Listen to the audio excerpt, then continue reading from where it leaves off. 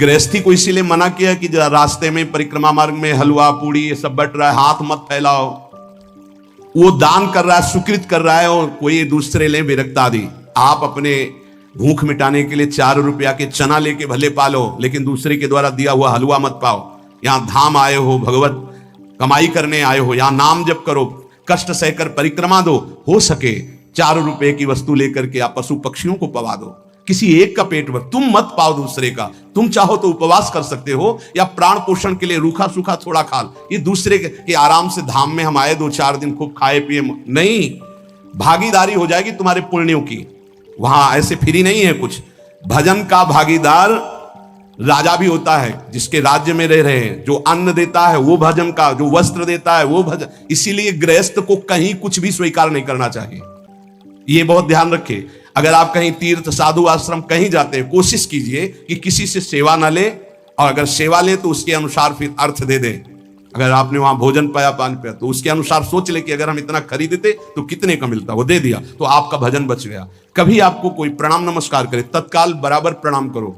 किसी को अपना भजन का हिस्सेदारी नहीं, सबका मंगल हो। ये भजन जितना बढ़ेगा तो आपको भगवदाकार कर देगा। दिन रात 24 घंटे में 21,600 श्वास चलती है। 21,600 श्वास में 6 घंटा तो सोने के चले जाते हैं, उसमें तो चेतना नहीं रहती। अब हमको अगर 21,600 नाम हमको जपने को मिल जाए तो हमारी हर श्वास सार्थक हो जाए। जो हम 5-6 घंटा सोते हैं उसमें जिनका अभ्यास है तो बात अलग है, नहीं तो वो व्यर्थ जाती है।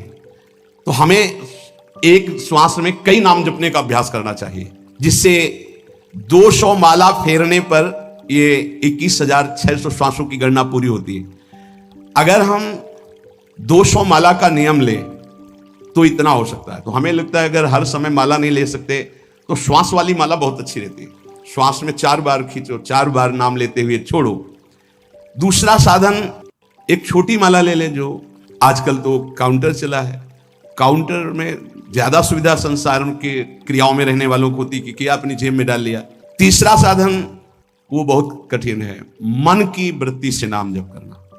माला, श्वास और मन की वृत्ति, उसमें श्वास की भी गणना का ध्यान नहीं रहता, उसमें केवल चिंतन होता है, चल रहा है। पर ये आखिरी स्थिति होती है, इसी के बाद वो परिपक्व अवस्था होता है। जिह्वा से धीरे धीरे नाम उच्चारण करते हुए, ये पहला अभ्यास है। प्रारंभिक को एकदम मानसिक में नहीं पहुंचने की चेष्टा करनी चाहिए, 2-4 नाम के बाद मन प्रपंच में फंसा देगा। दूसरा अभ्यास कंठ में, जैसे हम जिह्वा से, इसे वाचिक जप कहते हैं। मंत्र नहीं होगा, ऐसे नाम होगा, फिर उपांश ऐसे, फिर कंठ से चलता है, फिर हृदय से चलने लगता है, फिर नाभि से चलता है। जिसका नाभि से चलने लगता है उसका परावाणी के द्वारा भजन, वो सिद्ध पुरुष कहा जाता है। 4 वाणी, परा, पश्यंती, मध्यमा, वैखरी। वैखरी जो बोल रहे हैं, जो कंठ से, फिर हृदय से, पश्यंती, परा नाभि से, मूलाधार केंद्र से लेकर के संपूर्ण ब्रह्मांड में इसमें नाम गूंज रहा है, वो सिद्ध पुरुष का होता है। पहला अभ्यास जिह्वा हिला करके शुरू करें, राधा राधा राधा राधा। फिर कंठ से, कभी हमारे सदगुरुदेव भगवान को देखना, अगर कोई आ गया और बातचीत का हुआ तो यहां से तत्काल चलता दिखाई देता है ना, कंठ ऐसे ऐसे हिलने लगता है कंठ। अगर शांत बैठे तो फिर नहीं दिखाई देता। अगर कोई है आसपास तो इतनी तीव्रता लगन होती कि कहीं छूट ना जाए नाम। कंठ से विशिष्ट अभ्यासी का, फिर हृदय से परिपक्व अभ्यासी का, और नाभि से सिद्ध महापुरुष का, परावाणी से चलता है। अगर 1 वर्ष तक जिह्वा से अभ्यास किया जाए, ये मैंने किया है, नारायण स्वामी कहते हैं, तो दूसरे वर्ष में कंठ से प्रारंभ हो जाता है। 2 वर्ष कंठ से चले तो अगला हृदय से प्रारंभ हो जाता है, और हृदय से 3 वर्ष चले तो फिर नाभि से 7 वर्ष में नाम सिद्ध हो जाएगा। अगर नियम पूर्वक झूठ ना बोले, सत्य आचरण करे, ऐसे नाम जप करे। हम ये कहते हैं कि चलो थोड़ा धीमे ही सही, पर 12 वर्ष में तो आपको सिद्ध हो जाना चाहिए। 12 वर्ष, यहां बोले 30 वर्ष के, 50 वर्ष हो गए साधन करते हो, ज्यों कहते हो कोई परिवर्तन नहीं। इसका मतलब अंदर से नाम नहीं चलाया जा रहा, नाम में रुचि नहीं। 12 वर्ष में तो भगवत साक्षात्कार करके जागृत स्वप्न सुषुप्ति अवस्था पर विजय प्राप्त कर लेता है साधक। ऐसा ही स्वामी जी ने किया। नारायण नारायण नारायण नारायण नारायण, ऐसी सिद्धावस्था हो गई थी। एक टाट की लंगोटी, एक रस्सी कमर में, बस। बड़े ही उच्च कोट, और बहुत बड़े अरब खरबपति घर के बालक थे।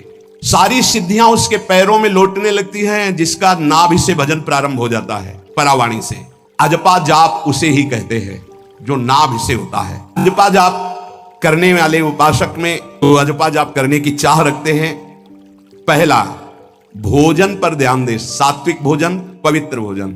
भाई नाम का स्वाद नहीं मिला तो कुछ लोग जो है बहुत प्रसन्न होते हैं जब सांसारिक पदार्थ आता है। बड़ी कृपा श्री ठाकुर जी की रही है कि इस विषय पर जो है बहुत परिपक्व किया है। रोटी नहीं मिली, ये रबड़ी रसगुल्ला की तो बात जाने दो।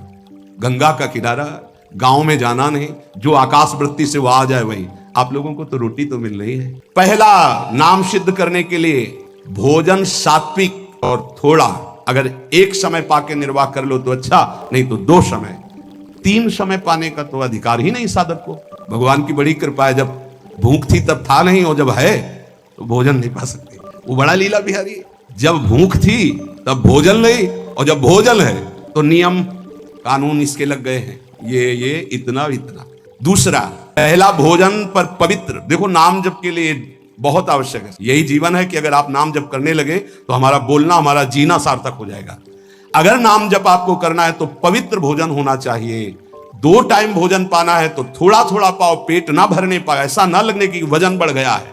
वजन बढ़ गया है तो भजन घट गया है, वजन घट गया है तो भजन बढ़ गया है। देखो तुम्हारे संसारिक संबंधी माता पिता चाहेंगे कि तुम्हारा चिकना शरीर होना चाहिए, हष्ट पुष्ट होना चाहिए, लेकिन हम चाहेंगे कि तुम्हारा भजन पुष्ट होना चाहिए, भगवदाकार वृत्ति होना चाहिए। शरीर तो आज है, कल नहीं रहेगा, चाहे जितना चिकना कर लो। संसारिक माता पिता के प्यार में और गुरु के प्यार में यही अंतर है। वो आपके स्वरूप को पुष्ट करेगा तो शरीर तो अपने आप, मन प्रसन्न है तो वो स्वस्थ है, अस्वस्थ होने पर भी स्वस्थ है। अगर शरीर स्वस्थ है और काम वासना है, नाना प्रकार की चिंताएं, ये थोड़ी माता पिता दूर कर पाएंगे। वो तो तपस्या और साधना से ही दूर होती है, ध्यान रख लीजिए। अधिक भोजन पाना, शरीर को बहुत पुष्ट बलवान कर लेना, तो हर इंद्रियों को भोग देना पड़ेगा आपको। वो कोई तपस्वी होता है, जो तपस्वी होता है वो संयमी होता है, जो संयमी होता है उसके चर्बी नहीं होती, ध्यान रखना। युक्ताहार विहार से, प्राण पोषण के लिए केवल शरीर में अन्न जाए तब नाम में प्रीति होगी। खाते खाते अनेकों जन्म व्यतीत हो गए, वर्षों व्यतीत हो गए, अरे अब तो भजन कर लो, कहां तक खाओगे? ये नरक कुंड है, डाला विष्ठा बन गया। नींद, एक नियम बना लो कि इतना ही सोना है। पता नहीं सोने में कौन सा सुख, नींद में केवल एक बात का सुख होता है, आपका संसार का चिंतन नहीं होता, तो आप जो शांत रहते हैं वो सुख होता है, लेकिन वो तमोगुणी सुख है। अगर आप जागृत में संसार का चिंतन न होने दें और भगवत चिंतन कर रहे हैं तो आप महापुरुष हो जाएंगे। सो के जीवन क्यों बर्बाद करते हैं? एक टाइम रखिए सोने का, बस। ये कोई तुम्हारा सुख नहीं है, ये तमोगुणी सुख है। निद्रा आलस्य प्रमादोत्तम तत्तामस मुदाहृतम। एक बात समझ लो, विस्मि परिणामे अमृतोपमम। इसमें विष जैसा शुरुआत में लगता है उसका परिणाम अमृत होता है, और जिसकी शुरुआत अमृत जैसी लगती है उसका परिणाम विष होता है। प्रातःकालीन उठ करके सत्संग में आना विष जैसा लगता है, लेकिन उठ के आ रहे हो तो इसका फल अमृत होगा। ब्रह्म मुहूर्त में सो रहे हैं, जीवन बर्बाद कर रहे हैं, अरे ब्रह्म मुहूर्त में उठिए, स्नान कीजिए और सच्चिदानंद भगवान में चित्त को जोड़िए। ये विष जैसा लगता है, परिणाम अमृत जैसा होता है। तीसरा, 24 घंटे में 1 घंटे का तो एकांतवास करना सीख ही लो, चाहे गृहस्थ हो चाहे कोई भी हो। 1 घंटे हमसे कोई बात नहीं करेगा, अपने दरवाजा बंद, थोड़ा 1 घंटे कोई ऐसा समय निकालो जिसमें चित्त को केवल श्री कृष्ण से जोड़ो, प्रियाजू से जोड़ सको। चौथा, विरक्त साधक, तकिया, गद्दा, ये सब चीजें अगर लगा के सोओगे तो नाम जप नहीं होगा।